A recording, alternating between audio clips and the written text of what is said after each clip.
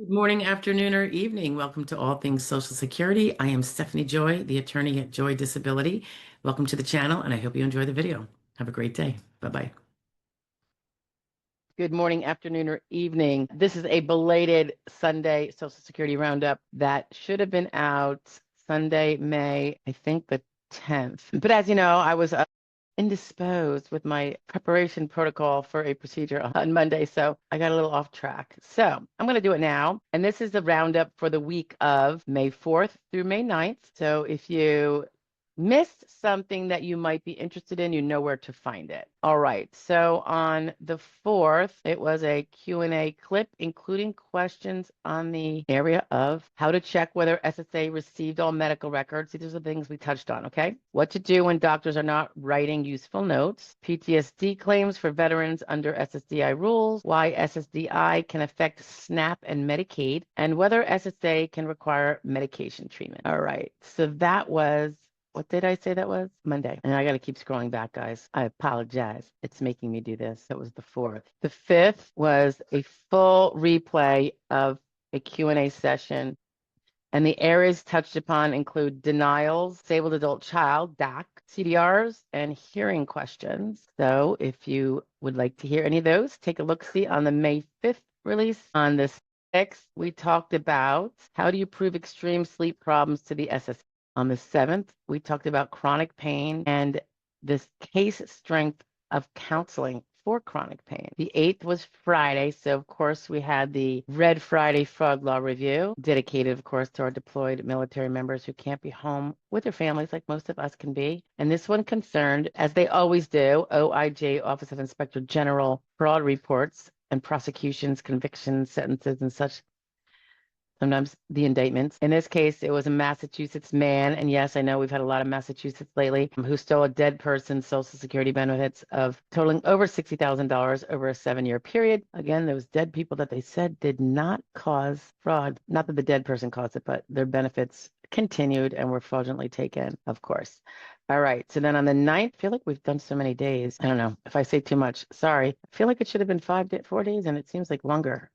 Well, the 9th we had, a share about chronic pain again, CDRs, and some SSA delays we discussed. So that was it for last week, guys. Things will be kind of changing up a little bit, I think. We'll see when things simmer down a little bit. But for now, we are getting our shares out that way. If you have any kind of video you think is important to share, please let me know. And if it's something that is doable, I will definitely do it for you. Okay. I appreciate it. So that's it for that last week. And I think being attached will be the one from the week before if you missed the week before.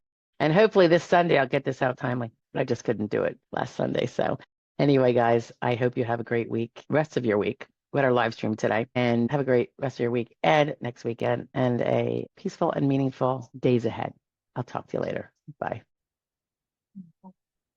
Happy Sunday, everybody. It is May 3rd, 2026.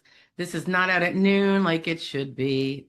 However, that's because I finally went to church. I haven't gone in many weeks, far too long, but there's just been so much going on. I've tried to catch my faith in other ways, but I wanted to go today, and then I went and visited my friend in a long-term care facility. So that's what took up most of my day, and plus a little shopping for her to get her some goodies. All right, so this is the Social Security Sunday Roundup for the week of, looks like Monday the 27th to Saturday, May 2nd.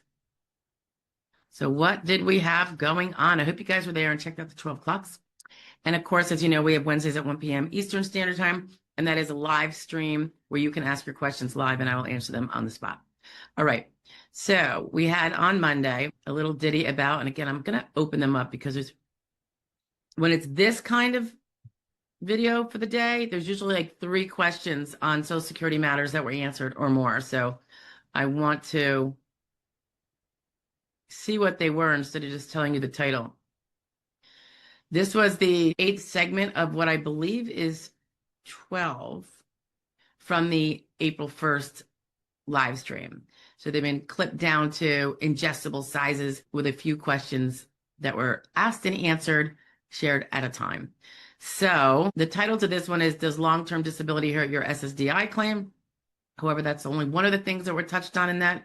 We discussed the 75-day hearing notice rule. I think someone had asked me if we have to have the 75-day, and I explained why not, how you can get out of it if that's what you want, but why would you? And discussed that a little bit. Then we also talked about why missing treatment can hurt a case, whether hospital records alone will be enough to prevail, a little bit about stroke claims and the ongoing proof of severe limitations stemming from what was a crisis when someone had a stroke. Because as you know, many people recover sufficiently to go back to work, but many do not. And that's the distinction.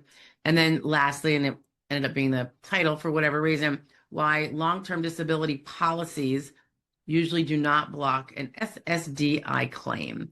So I know a time ago, quite a while ago, I was going over various reasons people do not file for SSD, and one of them was because they were getting LTD, long-term disability, through a private policy they had or through their employer who provided that as a fringe benefit. And for some reason, they thought that negated SSD, and it does not. And it would be very unwise to not file for the SSD, regardless of what's going to happen with the LTD or has happened with the LTD. And I would say that's true from the get-go. All right. And there is a video on that. I think it's one of the videos under an old series of videos concerning all the bad reasons to not file for SSD. And usually there were confusions that people had about the realities of doing that. Okay, so that was the 27th. The 28th, which would have been Tuesday. This was a standalone video on, it came up because of someone's question, but it's about the risks you take if you do certain things when you're in an over 55 case and things you need to avoid doing so that you're not one of those people that don't get awarded when they're of an older age, like over 55, older in the SS world. So we go over some of those things. We also touched on severe physical impairments, skilled past work, which is very relevant for the over 55 crowd, as well as the 50 to 54 crowd. And we touch on mental health records, which is all part of the risks that people are going to want to try to avoid. Specifically, we touch on why disability claims over 55 can still be denied, how skilled past relevant work affects the case for those people, why mental health symptoms can matter in high-skilled jobs to your benefit, the importance of documenting concentration, memory, and focus problems, and why ongoing treatment records may be stronger than a one-time evaluation. So take a look, see if you're over 55. Alrighty, that was Tuesday, the 28th. Then we have Wednesday, April 29th, which we did have our live stream. I think it ran like 2.5 hours, a little overtime there. But we did put out a noon, like a 12 noon pre-recorded as well. And this one concerned crying at your hearing. Will it hurt you if you end up breaking down? Will it not hurt you? Will it help you? We've gone over this before, but it came up again, so I'm sharing it. We talk about whether it will hurt a case, how judges may view emotional breakdowns, mental health symptoms, and regulation problems. That would be such as emotional regulation, the appropriateness of emotional reactions, like say in a workplace, functional medicine and SSDI proof issues, and why diagnostic evidence still matters and probably always will. So that was Wednesday, the 29th. Thursday, I think the Wednesday was a collage. I think multiple questions. I think, don't hold me to that. I think so. Yeah, it looks like it was episode 9 of that 12 segmented live stream where we just take the pieces with the questions. All right, so then the next day, this is about CDRs, function reports, medical improvement, and prior evidence, as well as work capacity. And we talk about comparing your current limits to what your prior disability evidence stated when you prevailed on your SSD claim, and now you're in a CDR. Really good for people that are heading into a CDR or have just started one. That was the 30th. Friday, the 1st, May 1st. Can you believe we're here, guys? Spring is trekking along. This was Red Friday Fraud Law Review. And this one was about a Missouri man, we call him the Fossil Man, who was accused again after having been charged and receiving probation, so I guess found guilty in a prior fraud case, was again accused and I guess charged. I'm trying to recall if he was indicted or how it worked, but it's in that little play there. I don't know. Sometimes, you think about it. He got probation, which means a slap on the wrist for the previous fraud.